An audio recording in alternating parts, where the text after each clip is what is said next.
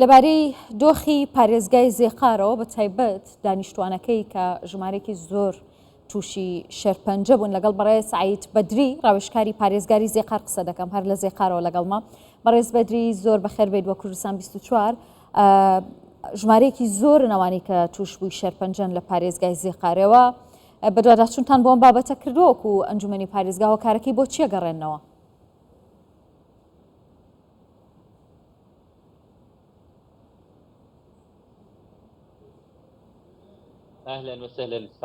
سڵاو لە ئێوە و بینەرانی کوردستان 24 زۆر سوپاسان دەکەم و سوپاس بۆ برایانم بۆ بژاردننی ئەم زۆرە بابەتە و ڕۆشنایی خستنە سەر بابەتێکی وەها گرنگ کە پەیوەندی بە ژیانی خەڵکەوە هەیە. ئەمە بابەتێکە بەڕاستی پێویستە زیاتر باسی لێوە بکرێت کە تاکو ئێستا کەمترین ڕۆشنایی خراوەتە سەر و کەمترین باسی لێوە کراوە. ئێمە پێویستمان بە هەوڵێکی حکومی و کۆکردنەوەی هەوڵەکان هەیە بەیەکەوە بۆ بتوانین لەسەر هۆکارەکانی ئەم کێشەیە بوەستین و هەروەها چارەسەر و پشکنینەکانیش بەرەو پێشەوە بین بۆ ئەو کەسانەی لە پارێزگای زیقار تووشی شێرپەنجە بوون. ئەوانەی لای ئێمە تۆمار کراون تاکو ئێستا زیاتر لە 8,000 کەس لە ناوەندی شێرپەنجەی زیقار تۆمار کراون. هەندێک خەڵکی ئەم ئامارە هیچ چندێکە لە ماوەی چندێکدا 8,000 کەس تۆمار کراون بەڕێز بەدری؟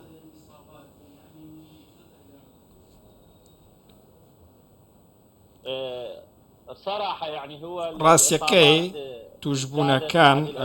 لە دوای ساڵی 2023 بە شێوەیەکی بەرچاو زیادی کردووەکو دەزان ناوچەکانی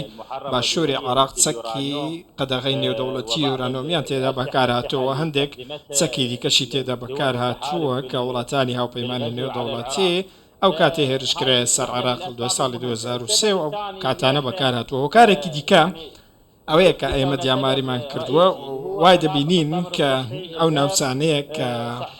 ناوچەی تەندروست نین و ساغڵەم نین بۆ ژیان بوونی ئەو ناوچانە بوونی ناوچەی نەوتی لە هەندێک شوێندا و بە تایبەتی ئەوانەی کە هەندێک کەسی دیکەش هەندێک شت دەسووتێنێن ئەو سووتاندانە و ئەو گازە ژەهراویانە بەو ناوچانەدا بڵاو بوونێتەوە کاریگەریە نەرێنیان لەسەر ژینگەی ناوچەکە دروست کردووەیەکێک لە هۆکارەکانی دیکەش دەتوانین باسی بکەین کە هۆکار زۆرە ڕەنگە وەکو تیشکدانەوەی کە پاشماوە سەربازیەکان زیان هێشتووە هۆکارێکی هەبێت لەسەر ئەم بابەتە. بەتایبەتی ئەمە حاڵی زۆربەی ناوچەکانی باشوورە. هەندێک هۆکاری پزیشکیشمان هەیە تاکو ئێستا بۆ ئێمە شڕون نییە چونکە لێکۆڵینەوە و بەدواداچوونێکی ڕاستەقینە نییە تا زۆری شێرپەنجەکە و هۆکار ڕاستەقینەکە و ناوچەی بڵاوبوونەوەکەمان بۆ دیاری بکات تاکو ئێستا ئێمە هیچ بنکۆڵکاریەکمان بۆ هۆکارەکان نییە و کەس بەدواداچوونی بۆ ئەم بابەتە نەکردووە. باشە بەڕێز بەدریانی دەکرێت بڵین کە ژینگەی پارێزگای زێقار پیسە بۆیە ئەم ژمارە زۆرە لە توشبوون بە شێرپەنجە تۆمار کراوە؟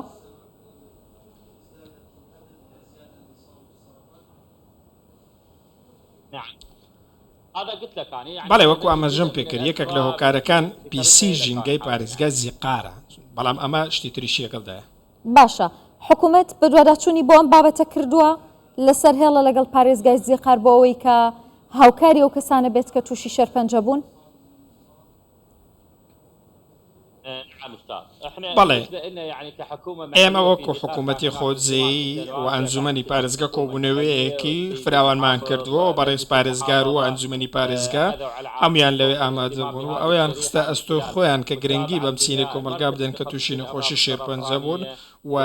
داوایان کرد کە پەرە بە ناوەندی چارەسەرکردنی نەخۆشی شێرپەنجە بدرێت و هەروەها کار بکەن بۆ ئەوەی چەند ئامێرێکی گرنگ بۆ دەستشانکردنی نەخۆشی شێرپەنجە و چارەسەر لەو پارێزگایە دەستەبەر بکەن. ئێمە ئێستا بەڕژدیکە لەسەر ئەو دەکەین ئەو ئامێرە بکەوێتە کارکردن و زۆرترین خەڵک سوودی لێ ببین واروها بتوانین ناوەندێکیش بکەینەوە بە زووترین کات بکەوێتە خزمەتی خەڵکەوە. بەڵام ئێمە وەکو حکوومەتی خۆجێی ئەمە بەلایەک بەڵام پێویستە حکوومەتی فیدراالی گرنگی بەم لایەنە بدات. بەڕاستی پێویستە بە دوای هۆکارەکانی بڵاوبوونەوەی ئەم نەخۆشیەدا بگەڕین و حکوومەتی فیدراالی ناوەندی توێژینەوەی زانستی پێشکەوتوو بکاتەوە بە پشتگیری زانکۆکانی عێراق بۆ ئەوەی بتوانین لێکۆڵنەوە لەم بابەتە بکەین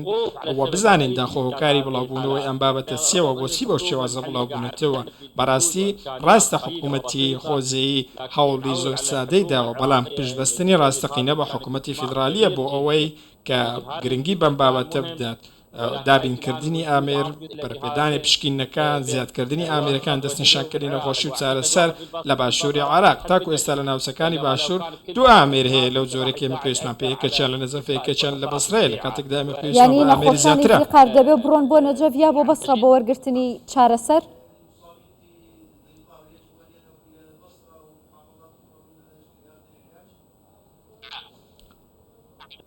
بەڵێ پێویستە سەردانی ئەو پارێزگایانە بکەن ئەمە یەکێکە لەو ئاڵنگاریانەی لە بەردەم ئێمەدا و ئەمە کاریگەری لەسەر دەرونی نەخۆش دروستکۆ بەڕاستی کار لەوە چۆتە دەرەوە کە تەنیان نەخۆشیە بەڵکو دەبێت بسێتە پارێزگای نەجەف و بەسرا و یاخود بچێت بۆ بەغدا بۆ پشکنیە بکات لە کاتێکدا ئەگەر ئەو ئامێرانە لە هەموو پارێزگاکان هەبووە و ئامێرە پێشکەوتوەکان بەردەست بووە ئێمە دەبانتوانی کاری باشتر بکەین و تێچووی خەرجی نەخۆشی کەمتر دەبوویەوە هەرچەندە پارەیەکی زۆر کەم تێچوی و ئامێرەیە وە حکومەت دەتوانێت بە ئاسانی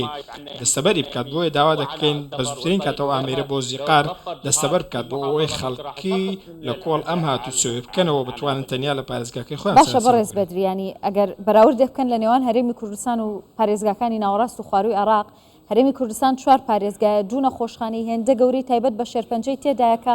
لە بەسڕەوە توشبوانی شێرپەنجە دێنە نەخۆشخانەی هیوا و نانەکەلی لە هەرێمی کوردستان چارەسەر وەرەگرن. هۆکار چییە لە ناوەڕاست و باشووری عراق یعنی ئەم خزمەتگوزاریە تەندروستیانە نییە بۆ هاوڵاتی؟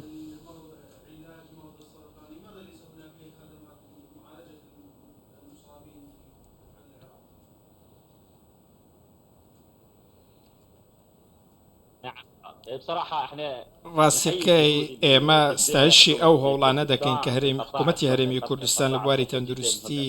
داویەتی چونکە ئەو کردە لە هەرێمی کوردستان لە ئاستێکی پێشکەوتوودا و پەیوەندی کە ڕاستە خۆی بەچیانی مرۆڤەکانەوە هەیە بواری تەندروستی و نەخۆشخانەکان بەگوێرە ئەوەی بە ئێمە گەیشتووە لەلایەن ئەو کەسانەوە بە بەبەستی سەردانی پزیشکی و تەندروستی سەردانی هەرێمی کوردستانی کردو باستەوە دەکەین کە جیاوازیەکی زۆری هەیە و هیچ جیاوازیەکی نییە لەگەڵ ئەوەی لە وڵاتانی ئەوروپا و فەڕەنسا هەیە بەڵام بەداخەوە ڕاستە هەندێک بابڵی نەخۆشخانە لە باشوور ناوەڕاستی عراقیشان بەڵام پێویستمان بەکاری زیاترە واتە ئێمە هەر هیچ نەبێ پێویستمان حکوومەتەکەی ئێمە دەتوانێت حکوومەتی فدرالی دەتوانێت ئامێری پێشکەوتو بکرێتەوە کادیرێکی پێشکەوتو دابین بکەێت بۆ ئەوەی ئێمەش بتوانین چارەسەری نەخۆشیەکە بکەین. ئێمە تاکو ئێستا بەڕاستی پێویستمان بە خەڵکانێکە پێویستمان بە دکتۆرگەلێکەیەک پسپۆریان لە چارەسەری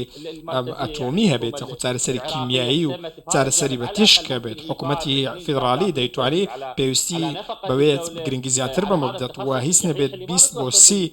دکتۆر لەو پسپۆری دەستەبەر بکرێت و هەروەها بەسەر پارێزگەکانی عراقدا دابەشیان بکەن بۆ ئەوەی هاوڵاتیان بتوان بە ئاسانی دەستیان بەو چارەسەرە بگاتەوە بتوانن لە ڕێگەی چارەسەری تیشک و پشکینەکانەوە خزمەتی هاوڵاتیان بکەن بۆیە حکوومەتی فیدرالی دەبێت پابەند بێت گرنگی بەم لایەنە بداتوە خەڵکانی پسپۆرمان بۆ